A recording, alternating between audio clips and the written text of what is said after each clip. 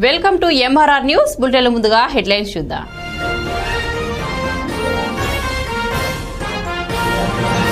ఒకప్పుడు పత్రికలు, పత్రికా విలువలు, జర్నలిజం, అదే విధంగా ఆ పత్రికలో వచ్చేటటువంటి ఎడిటోరియల్ కాలంకి అంతగా ఇంపార్టెన్స్ ఉండేది, అంత గొప్పగా ఉండేది.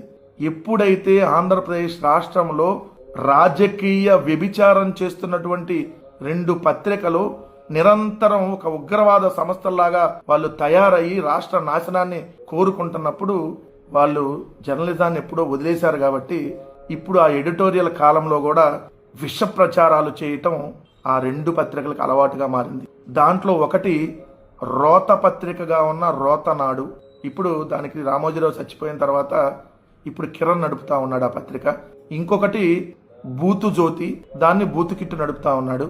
సో ఈరోజు ఈనాడులో రాసినటువంటిది ఏదైతే ఆ విష ప్రచారం ఒక్కసారి చూస్తే వీళ్ళ క్యారెక్టర్స్ ఏంటి, వీళ్ళ బతుకులేంటి, వీళ్ళు ఏ విధంగా నిరంతరం జగన్మోహన్ రెడ్డి గారిని, వైఎస్ఆర్ కాంగ్రెస్ పార్టీని టార్గెట్ చేసి వెళ్తా ఉన్నారనేది మీకే అర్థమవుతుంది. క్షమార్హం కాని ఘోర అపచారం ఇది అని చెప్పి తిరుమల లడ్డు గురించి. అసలు క్షమార్పణ కాని ఘోర అపచారం ఏంటి?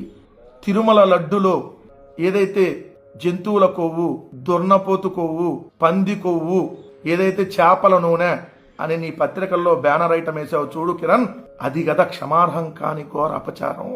ఏ ఆధారాలు లేకుండా 140 కోట్ల హిందువుల భక్తుల మనోభావాలని మీ పత్రికల ద్వారా పూర్తిగా అపవిత్రం చేసేటట్టుగా కలియుగ ప్రత్యక్ష దైవం వెంకటేశ్వర స్వామిని అపహాస్యం చేస్తూ, అపవిత్రం చేస్తూ మీరు పెట్టినటువంటి బ్యానర్ ఐటమ్స్ ఉన్నాయి చూడు, అది కదా క్షమార్హం కాని ఘోర అపచారం. ఆ అపచారం మీరు ఆల్రెడీ చేశారు.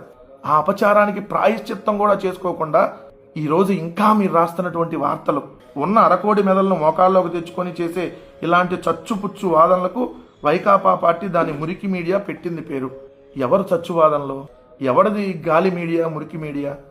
రామారావు గారిని బట్టలు లేకుండా కార్టూన్లు వేసినటువంటి గాలి పత్రిక ఎవరిది? అసలు వైఎస్ఆర్ కాంగ్రెస్ పార్టీ గురించి మాట్లాడే హక్కు నీకెక్కడుందని అడుగుతా ఉన్నా. జంతువుల కొవ్వు, గొడ్డు కొవ్వని రాసినటువంటి మనిషి పుట్టక పుట్టిన వాడు ఎవడన్నా రాస్తాడా ఈ వార్తలు? కడుపుకి అన్నం తినేవాడు ఎవడన్నా రాస్తాడా ఈ వార్తలు? మీరు పత్రికలు నడుపుతున్నారా? మిమ్మల్ని ఎవడన్నా పత్రికలు అంటాడా? ఇంకా వీళ్ళు తెగించి రాస్తున్నాయి చూడండి. జంతువుల కొవ్వు కలవలేదు కాబట్టి ఏ తప్పు జరగట్లేదని జగన్ పార్టీ మురికి మీడియా ఇప్పుడు వీధికెక్కి వీరంగాలాడుతుంది. అసలు వైఎస్ఆర్ కాంగ్రెస్ పార్టీ హయాంలో ఏది కలవలా? మీరు మగాళ్ళైతే శాంపిల్ తీయండి. ఏ శాంపిల్?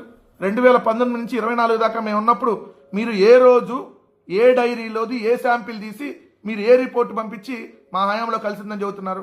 ఇప్పుడు కల్తీనయ్యి కలిసింది మీ హయాంలో. ఏఆర్ డైరీ నుంచి 2 సార్లు 2 ట్యాంకర్లు వెనక్కి పంపిస్తే మళ్ళీ అవే వైష్ణవి డైరీ ద్వారా అదే మళ్ళీ మీ హయాంలోనే వచ్చి అవే మీరు వాడితే దాంట్లోనే కల్తీ ఉందని తేలితే ఇప్పుడు దేన్ని తీసుకొని ఎవరిని కొట్టాలి? మనిషి పుట్టక పుట్టిన వాళ్ళు వాడతాడా దాన్ని? ఎందుకు వాడారు మీరు? కల్తీ అని తెలిసి ఎందుకు వాడారు చెక్ చేయకుండా? ఇప్పుడు వీరంగం సృష్టిస్తుంది ఎవరు? సిగ్గు లేకుండా రోడ్ల మీదకి వచ్చి ఫ్లెక్స్లు కట్టి ఇంకా కూడా తిరుమల పవిత్రతను దెబ్బతీస్తున్నటువంటి బతుకులు ఎవడి? ముందు దానికి సమాధానం చెప్పండి.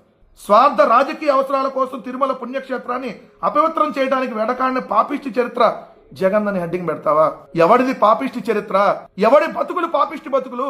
మీరు బతుకుతున్న బతుకుల కంటే ఇంకా ఏదన్నా ఆ పనులు చేసుకొని బతుకుతారు చూడు, వాళ్ళు చాలా బెటరు. వాళ్ళు పొట్టకుడి కోసం అలా అన్నా బతుకుతున్నారు. మీరు కదా రాజకీయ స్వార్థం కోసం తిరుమల వెంకటేశ్వర స్వామిని రోడ్డు మీదకి లాగి ప్రపంచం మొత్తం తిరుమల పవిత్రను దెబ్బతీసేటట్టుగా రాజకీయ స్వార్థం కోసం, రాజకీయ ప్రయోజనాల కోసం, మీ రాజకీయ బ్రోకరేజం కోసం పంది కొవ్వు, గొడ్డు కొవ్వు అని చెప్పి వార్తలను రాసినటువంటి పాపిష్టి చరిత్ర, పాపిష్టి బతుకులు, నీచమైన బతుకులు ఖచ్చితంగా మీకు గరుడ పురాణాల కంటే ఎక్కువ శిక్షలు పడతాయి. మీ పాపం పండే రోజు దగ్గరలో ఉంది కాబట్టి ఇంకా బరి తెగించి ఇలాంటి వార్తలు రాస్తా ఉన్నారు. చంద్రబాబు నాయుడు గారి కోసం ఎట్లాంటి అదేంటి లత్కోర్ పనులైనా చేసే మీరు ఏ పాపిష్టి వార్తలైనా మీరు రాయగలరు. ఆ పాపిష్టి చరిత్ర, నీచ చరిత్ర మీది. ఎలాంటి బట్టల్లా కూడా కార్టూన్లు వేయించిన చరిత్రలో మీ ఇస్తుల మారితనంలో జగన్కు సరిజోడైన భూమన కరుణాకర్ రెడ్డి లాంటి వారు కల్తీ నెయ్యిని వాడే ప్రసక్తే ఉండదని బొంకుతున్నారు. కల్తీ నెయ్యి రిజెక్ట్ చేసి పంపిస్తారు. దాన్ని నిజంగా వాడితే మట్టి కొట్టుకుపోతారు. పాపం, ఆ పాపం ఖచ్చితంగా మిమ్మల్ని వెంటాడుతుంది. ఇప్పుడు మీరు వాడారని ఇప్పుడు ఆ రిపోర్ట్ వస్తే అది పాపం మిమ్మల్ని ఖచ్చితంగా వెంటాడుతుంది. ఇంకా తిరుమల మీద అపవిత్రంగా ఇంకా కూడా మాట్లాడితే మట్టి కొట్టుకుపోతారు ఖచ్చితంగా. ఇది జరిగిద్ది.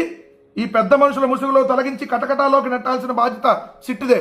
మీరు పత్రికా అధిపతుల ముసుగు తీసేసి మిమ్మల్ని మీరు రాసినటువంటి వార్తలకి ఖచ్చితంగా మీకు శిక్ష వేయాల్సినటువంటి సమయం ఆసన్నమైంది కాబట్టి ఈ విధంగా పేట్రేగిపోయి పిచ్చి వార్తలు రాస్తున్నారు. పాపిష్టి బతుకులు, పాపిష్టి చరిత్ర మీది ఈనాడు. కిరణ్, ఇప్పటికైనా మనిషిలాగా బతకండి. వయసు పెరిగే కొందికి మనిషి అనేది పూర్తిగా మర్చిపోయి మృగంలాగా తయారయ్యి వార్తలు రాయొద్దని మాత్రం చెప్తా ఉన్నా. ఎడిటోరియల్ కాలం కొన్న పరువు తీసి పడేసావు. అంటే నువ్వు పత్రిక నడుపుతున్నావు ఎప్పుడో మర్చిపోయావు కదా. రాజకీయ వ్యభిచారం చేస్తున్నావు కాబట్టి ఇట్లాంటి వార్తలే ఇలాంటివే రాస్తావు ఎడిటోరియల్ కాలంలో.